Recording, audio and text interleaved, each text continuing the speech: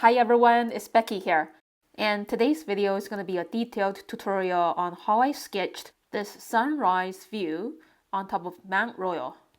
So it's 5 in the morning and we are taking an Uber taxi all the way to top of Mont Royal. So about 15 minutes before sunrise, I'm all set up, putting my sketchbook on this railing area of the lookout, and I'm using a pencil to do like a very quick blueprint for just 1 minute or so. The very rough placements of these buildings below the horizon. So when doing urban sketching, I always love to include more than just buildings. So yeah, quite a bit of lush greens here on the bottom to frame this sketch better.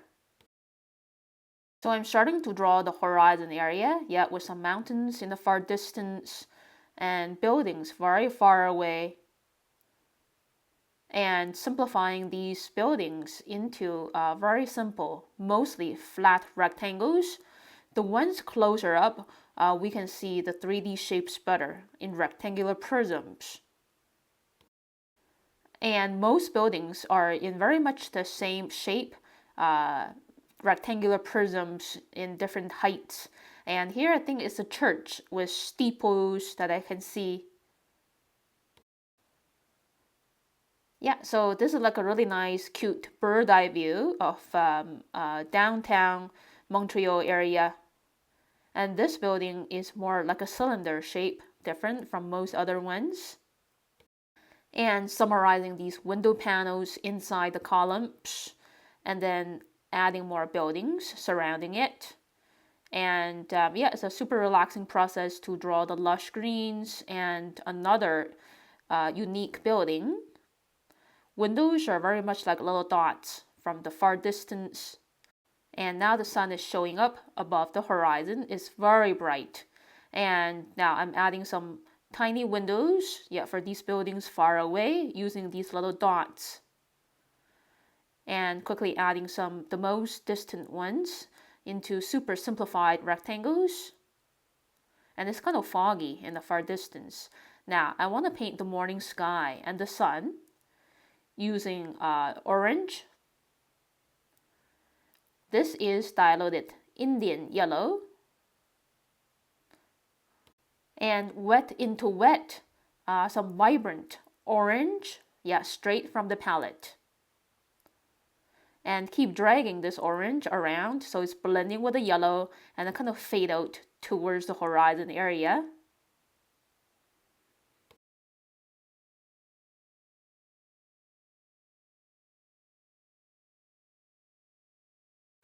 And the next color is permanent rose, and I'm keeping this color pretty diluted and a bit more concentrated, for a bit of tonal transition of permanent rose. I cleaned my brush and then grabbing some manganese blue to paint the top area of the sky. So the vibrant warm colors are going to fade out pretty soon and the sky is going to be all blue. And kind of repainting the sun, because every minute the color of the sun is kind of different. I'm using orange mixed with Indian yellow, and then I changed my mind by adding some very juicy permanent red.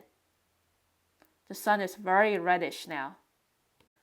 And I feel like this experience could be very similar to how Claude Monet painted his sunrise oil painting on location. So every few seconds, the color of the sun as well as the sky is changing. And I actually love the challenge of sketching from real life observations that every few seconds could be different. Because I'm expressing something that cannot be captured by a single photo. And now I'm back to finishing drawing these buildings on the right hand side. And I think this one is a little different from the rest of the buildings. Another rectangular prism tube. And a kind of unique one with wavy rows of windows. So for bird eye views of buildings, we can see 3 sides of those rectangular prisms. The top and the 2 sides.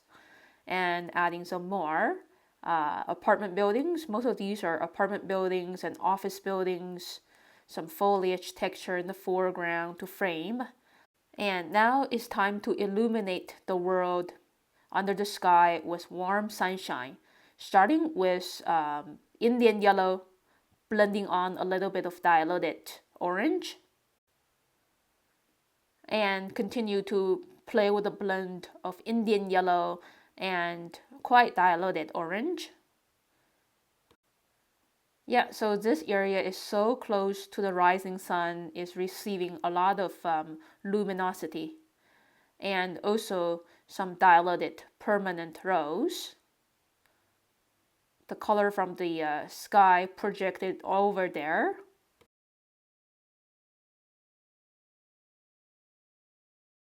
Yeah, so the rest of the painting process is gonna be in real-time speed, not sped up, not edited. And I'm continuing to use very watery versions of Indian yellow, permanent rose, and orange, these three colors, to glaze the buildings and the foliage below the sky. And most of these buildings are glassy, so they are reflecting a lot of those sunrise colors. And even if the buildings are not glassy, they can still absorb a lot of the colors from the sunrise sky, which is very strong. Yeah, same for the lush greens. These trees and bushes, they do have like a golden green glow on top. So sunrise and sunset times are actually the most ideal times to paint any landscape. You don't have to be on top of a mountain. You could be anywhere observing this beautiful glow on everything. And now I want to add on some little soft punches of permanent rose. And that part is kind of foggy, and fog could be really reflective of the sky above it. And my next step is to paint the lush greens first on the bottom, framing the scenery. So now I just mix spring green with yellow ochre, playing with the ratio of yellow ochre mixed into the spring green, at the same time playing with water control as well. So every brush mark, as you can see, is kind of like a different color definition of yellow-green. So in general, the first layer of colors are usually pretty diluted. And I'm finishing up this first layer of the foliage using various yellow-greens. Yeah, and I simply just mix two colors together. Now I'm grabbing Hooker's green and mixing it with yellow ochre, mixing less water, as you can see, compared to the first layer. And I think the bottom half of this foliage pile is shaded, and the top half is more illuminated. Yeah, getting more sunshine. And I'm continuing to use Hooker's green, yeah, just pure Hooker's green, to shade like the bottom half of this little forest right below Mont Royal. And I think there needs to be another level of heavier green. I just mix burnt sienna with Hooker's green, and I want to shade the bottom 20% of the little forest with the most intense green shade for higher contrast. And now it's a good idea to take a break from adding on the most intense green shade on the foliage, because now it's too wet. The shade is going to fade off if you do it wet into wet. So while waiting, I'm going to paint the mountains lining along the horizon using cobalt blue, and continuing to use cobalt blue to shade this foggy area, and also mixing a little bit of imperial purple to get a blue violet. painting this mysterious area. And this is wet on dry over the yellow, orange, pink glow. The blue violet is very diluted in a very transparent way. So the glow underneath is still shining through. And now I want to intensify the contour outline of the mountains with much stronger cobalt blue containing less water. So it's good to leave watercolor painting most areas very transparent, but in some particular areas it's nice to use more intensified color values. And now moving on to painting these small bits of foliage in between these buildings, starting with yellow-green, wet into wet, some mid-green, yeah, same color recipe as before. And cleaned my brush a little bit on the towel and grabbing some pure hooker's green, wet into wet. Mixing hooker's green with burnt sienna to get this pretty intense green shade. Mostly, yeah, on the bottom of these trees, touching the edges of the buildings.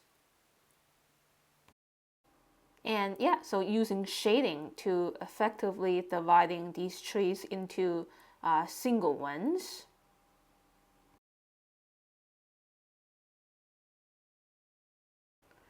Now I'm ready to shade the little forest on the bottom of the sketch with heavier shading tones.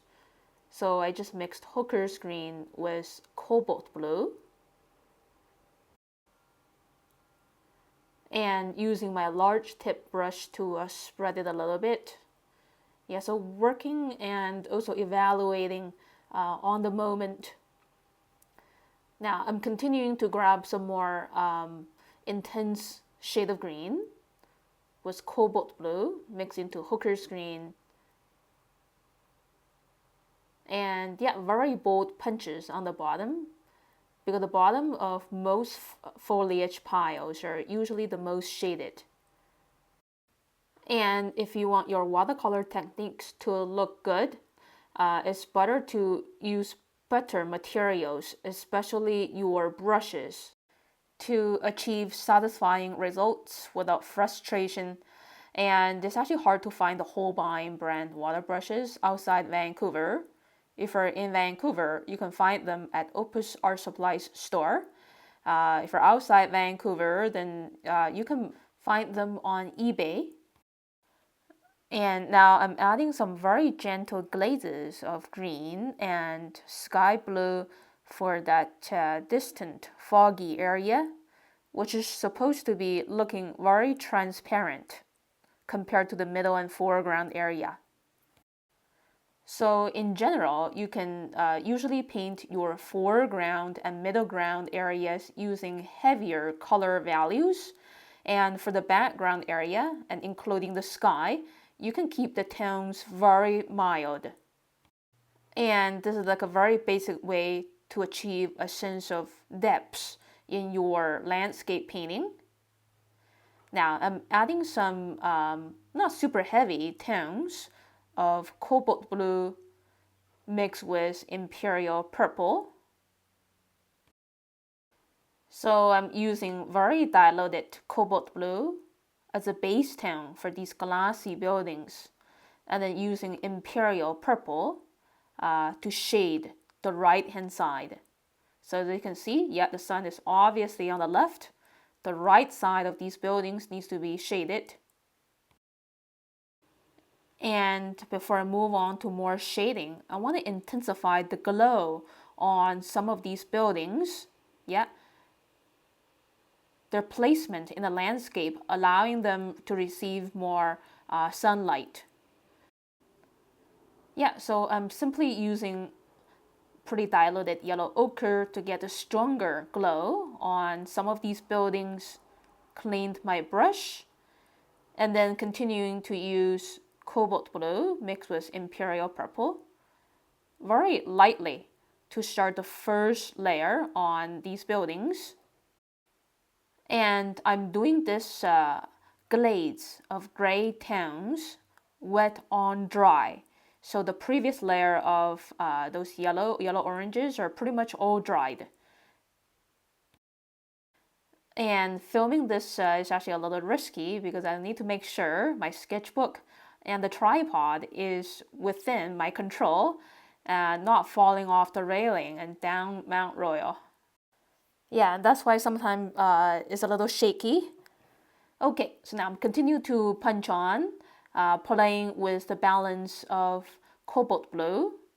And I think I'm using a bit of manganese blue here for the distant area. A happier blue, closer to the sun. Yeah, slightly heavier cobalt blue for the middle ground buildings. Being mindful that the heaviest shading should be on the right hand side. And a high percentage of most of these buildings are actually pretty shaded. Only the left edges are glowing, facing the sun.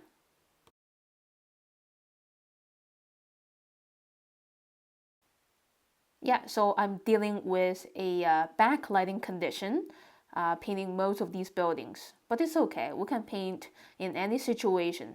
It doesn't have to be the most ideal one. And yeah, I just punch on some more Indian yellow, yeah, for the left edges of some of these buildings. Again, this painting experience is, I think, is quite similar to how Claude Monet painted his sunrise painting on location. Every minute, the lighting condition is kind of different. And I like to adjust my colors according to what I see. And I'm going to continue to shade these buildings gradually, leaving most of these buildings' left edges untouched of the bright yellow glow. Yeah, so shading most of these buildings with pretty diluted blue-violet, and using my intuition to see some small pockets of areas may need to be intensified using some small punches of darker blue-violets like these little brush marks. The most intense shade is never too much in a painting. So for any good painting, there's always a good balance of light tones, medium tones, and shading tones. And also how I'm shading these areas are also based on my intuition, mixed with real life observation. So from this vantage point from Mont Royal, we're seeing the downtown Montreal area.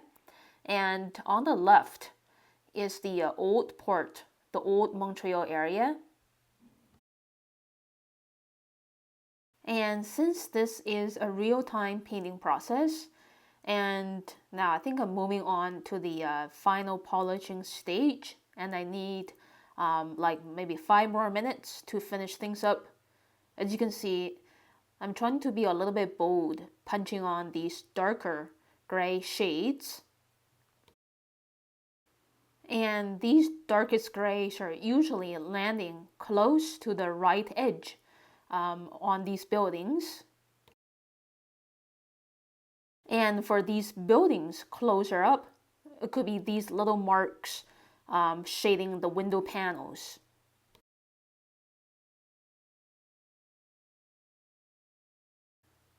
And now I think it's wise to shade this middle building a bit darker just to push the 2 buildings in front of it forward.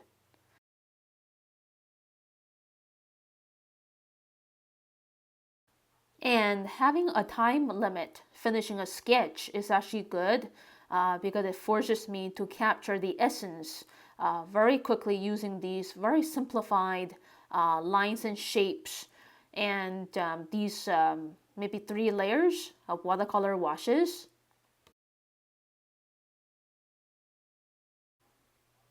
And painting these buildings is all about playing with value or tonal transition of blue-violet kind of grays.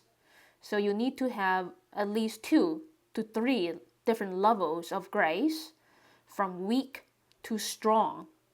So these buildings can look translucent and shiny in the morning sunshine. And yeah, some more little pockets of greens. Yeah, maybe one single tree or two tucked in between these buildings.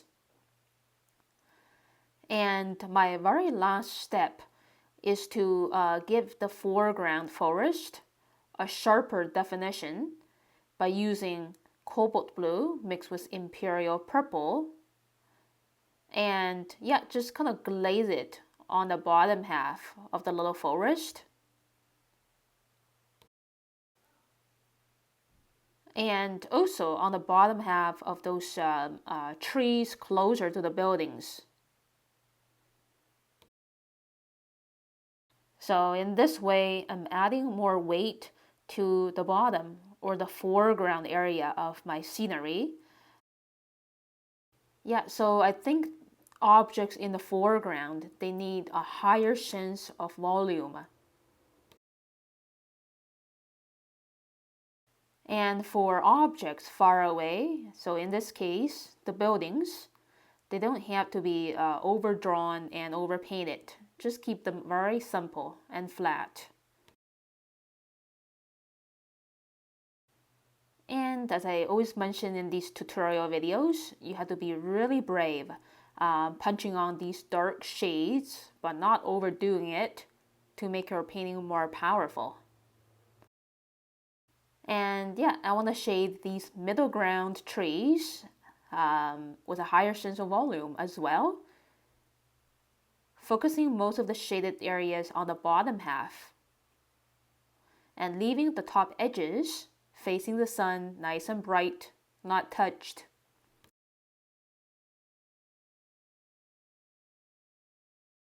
And now moving on to the last 1 minute of this sketching process,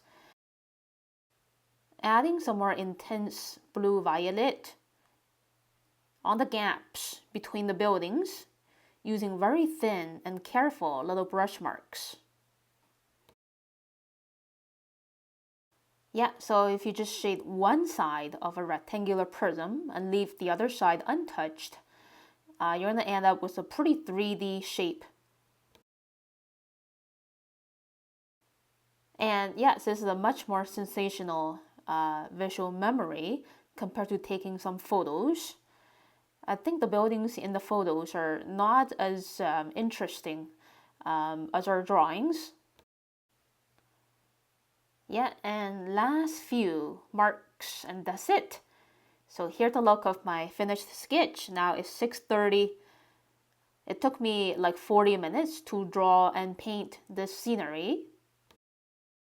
Yeah, and it's very rewarding to finish this challenge. So thank you so much for watching this video, everyone. I hope you enjoyed it. If you like it, please click like and leave me a comment below. And here's my favorite monument in Montreal, right down Mont Royal. And I'll see you around in the next video very soon, everyone.